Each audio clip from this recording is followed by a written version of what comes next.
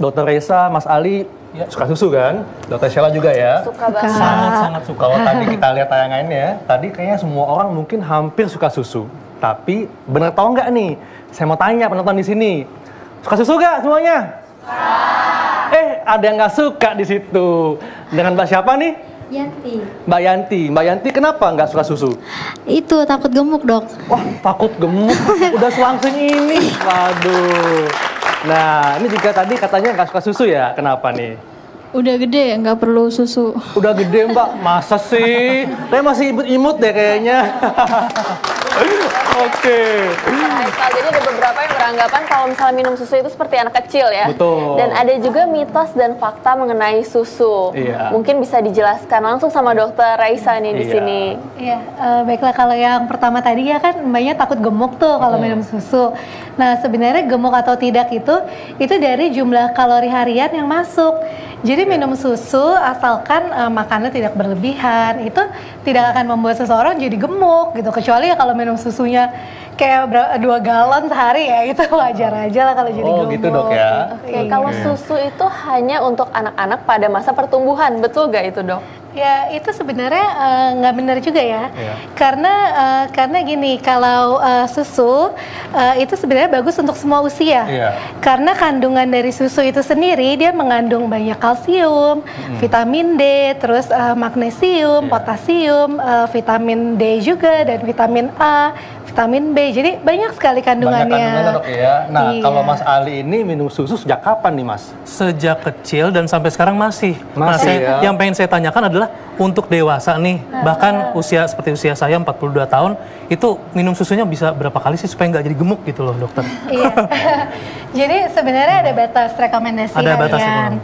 Batas rekomendasi hariannya itu sekitar, ada yang bilang 2 sampai 3. Ada juga rekomendasi kalau dari American Heart Association menyarankan 3 sampai 4 gelas. 3 sampai 4 gelas. Iya, jadi kita bisa ambil nilai tengahnya kira-kira 3 gelas lah per hari. Itu masih oke. Masih aman berarti, masih aman. Lebih dari itu baru ya tidak disarankan. Nah, tapi gini, Dok, susu ini kan ada yang susu yang full cream sama skim milk atau rendah lemak.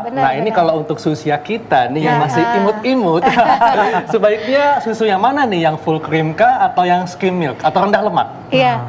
Jadi kita mengenal dulu tiga-tiganya ya. Ini saya coba jelaskan. Jadi kalau yang full cream itu lemaknya sekitar 3,5% per gelasnya. 3,5% per gelasnya per gelas. Kalau misalnya yang yang low fat, itu rendah lemak itu 2%. 2%. Nah, kalau yang skim hanya 0,2. Oke. Jadi kalau untuk seusia kita ya sebaiknya yang skim karena lemaknya hanya 0,2%. Oke, baik, Dok. Ini mitos atau fakta selanjutnya, susu ini bisa menguatkan tulang? Ya, itu fakta. Karena tadi kandungan kalsium dan vitamin D di dalam susu ini sangat banyak. Dan 1 gelas susu itu sudah mengandung kalsium yang setara dengan kebutuhan energi harian kita sekitar sepertiga. Sepertiga ya? Iya, oleh karena itu tadi ada disarankan minum susu 3 gelas sehari untuk memenuhi kebutuhan harian kita. Tapi, Dok, apakah semua susu ini bisa mencukupi kebutuhan kalsium kita? Karena kan ada nih susu yang memang dikhususkan tinggi kalsium. Iya, kalau susu yang tinggi kalsium biasanya kita nggak perlu sampai 3 gelas. Jadi dengan dosis yang lebih kecil itu sudah mencapai sudah hampir memenuhi kebutuhan kalsium hariannya gitu. Nah, ini, Dok, ini kan susu kan ada susu cair ya, ada susu bubuk juga. Nah, ada nih mitos di masyarakat yang mengatakan kalau ibu hamil sebaiknya mengkonsumsi susu bubuk. Iya, ini benar atau tidak, Dok? Iya, sebenarnya sih itu mitos ya. Mitos ya? Iya, karena baik susu bubuk maupun susu cair itu sebenarnya sama baiknya. Tapi memang alangkah baiknya lagi kalau sebelum membeli kita lihat lagi nutrition fact-nya dari setiap label susu itu. Jadi kandungan apa yang terdapat di dalamnya. Terus lebih lengkap yang mana sih, lebih banyak yang mana sih kandungannya. Nah, itu harus dibandingkan. Jadi kandungan apa yang memang bermanfaat untuk ibu hamil. Kalau Mas Ali nih, Mas Ali kan baru punya anak nih. Istrinya Mas Ali waktu itu sukanya susu bubuk atau susu cair? Susu cair sih, lebih ke susu cair. Waktu pas hamil. Sampai sekarang masih konsumsi Tapi susu? itu sebelum hamil ya. Sesudah hamil sih biasanya konsumsi bubuk ya. Oh, oke, berarti benar ya. Untuk untuk menyusui gitu kan ya, untuk menjaga kandungannya seperti itu. Ya. Lebih ke situ sih. Sekarang anaknya udah usia berapa? Sekarang baru 3 hari. Oh, baru 3 hari. Baru banget. Jadi masih ASI ya. Jadi sekarang masih ASI ya? Masih ASI. Full ASI sampai Betul, dengan betul. 2 tahun. 2 tahun, ya. Oke. Insya Allah. Nah, nanti kalau sudah selesai ASI-nya, rencana mau beralih ke susu cair atau susu bubuk? Kayaknya pengen konsisten di ASI aja ya. Di ASI kalau ya, bisa, oke. seterusnya biar lengkap ya. Lebih lengkap ya, betul. Setuju banget, Mas Ali. Selain itu nih dok, ada mitos berikutnya. Minum susu bikin gemuk. Tadi udah sempat dibahas ya. Gitu. Nah, kemudian ada yang mengatakan bahwa hanya susu putih murni yang bagus untuk tubuh, dok. Jadi kalau yang berwarna kayak coklat, strawberry ini katanya nggak bagus. Gimana nih, dok? Iya, sebenarnya itu juga mitos sih. Mitos, karena balik lagi kita lihat ke kandungan susu itu sendiri, baik itu coklat, stroberi atau rasa-rasa lainnya, itu biasanya kandungan gizi tetap sama. Tapi memang untuk yang ada rasanya itu biasanya ditambahkan perasa atau ditambahkan gula yang lebih banyak. Oke. Nah, bicara tentang kandungan susu, sebetulnya dalam 1 gelas susu ini ada berapa gram karbohidrat, protein, lemak secara umum, dok?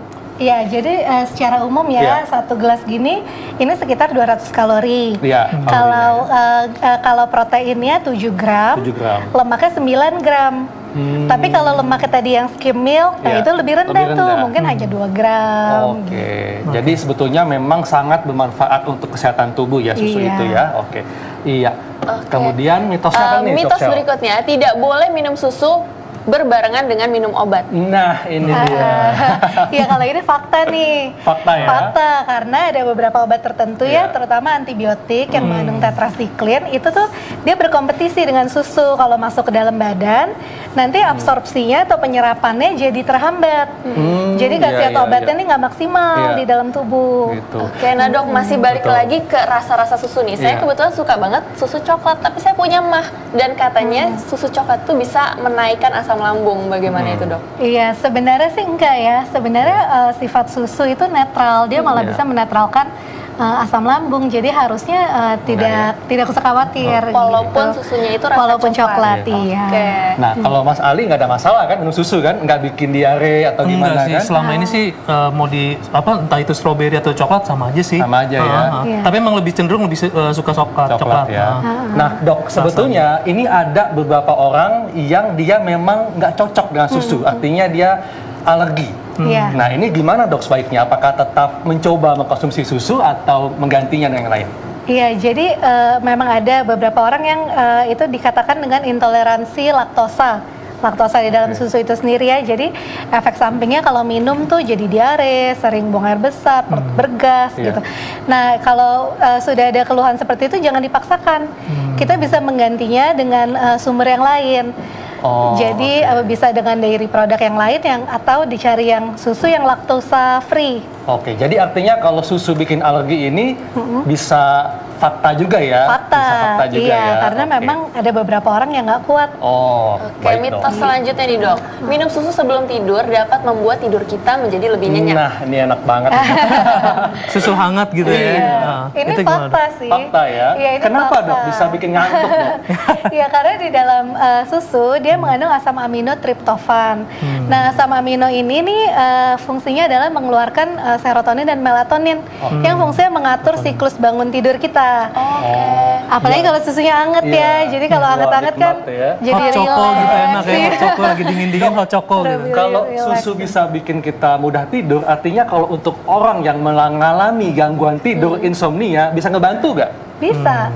Bisa disarankan salah satu terapinya minum susu malam hari, susu hangat. Oh gitu, bisa ngebantu Oke. dok ya. Oke, mitos atau fakta selanjutnya nih dok. Susu bisa menggantikan makanan pokok yang biasa dimakan setiap hari. Makanan rutin. Iya. Nah ini biasanya nih dok ya, Mas Ali juga ya. Ibu-ibu ini nggak mau pusing. Kalau anaknya sulit makan, kasih susu. Jadi kesannya susu ini bisa mengganti makanan. Ini sebetulnya mitos atau fakta dok?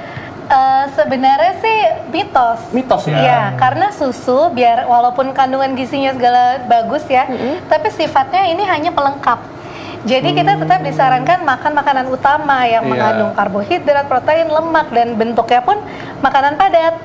Gitu kalau anak ya, anak sih tergantung usia anaknya ya. Tapi memang sebaiknya kalau anak yang susah makan itu sebaiknya tetap dilatih supaya mengenal, melatih, mengunyah tekstur makanan dok ya, seperti itu. Waduh, luar biasa sekali ya. Ya dok, terima kasih untuk penjelasannya, sangat bermanfaat.